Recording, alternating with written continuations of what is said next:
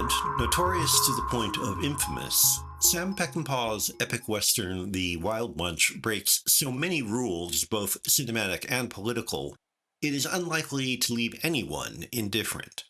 Its unsteady mixture of ultra-realistic violence and generic convention arouses feelings that are difficult to resolve, and risks upsetting even those predisposed to like it.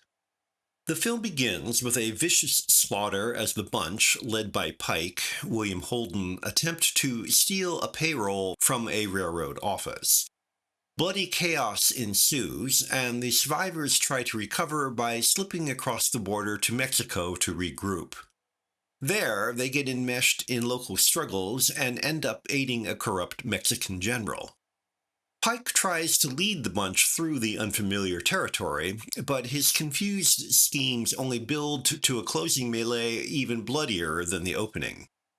The explosive action is immersed in so much grubby detail that it is impossible not to feel the heat, sweat, and stench. For all the superficial verism, however, Bunch is a western, staged on a huge scale to be sure, but operating within fairly conventional expectations. For example, about two-thirds of the way through the story, the bunch hijack a shipment of armaments for the Mexican general. There is a lot of suspenseful, even humorous detail, with exciting and mildly funny results. The sequence nonetheless feels a little like groveling for easy involvement, out of keeping with the otherwise serious tone. Such occasional lapses slacken the film's 2.5 hours. If the bunch grew with the story's unfolding, their rough, unfiltered sensuality, open greed, and joking byplay might paper over the rough patches. But their initial gruff charm is about all they have to offer, and as that wears thin, there is little to keep things moving beyond more violence. The flashbacks about Pike and his antagonist Thornton, Robert Ryan, for example, fill in their past a little, but woefully lack any emotional resonance. The only unique feature of the story is the inclusion of a Latino, Angel, Jaime Sanchez, in the bunch, which makes it possible for them to ingratiate themselves with the Mexicans. As unusual as Angel's involvement may be, however, the bunch's sympathetic reaction to the locals' plight creates a grating combination of unearned pathos and alpha male sentimentality.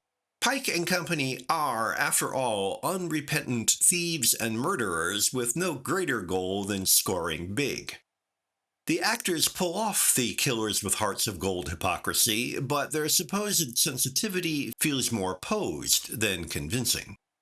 Given the heightened physical realism, such emotional phoniness and posturing are rather ironic coming from that master of cinematic machismo, Sam Peckinpah.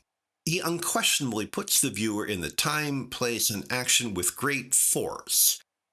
That much of the film's power supports the violence is morally questionable, but its success as a static spectacle is not. Complex without being profound, The Wild Bunch's tightrope walk between sadism and justifiable mayhem is too accomplished to dismiss, but too uneven to satisfy completely.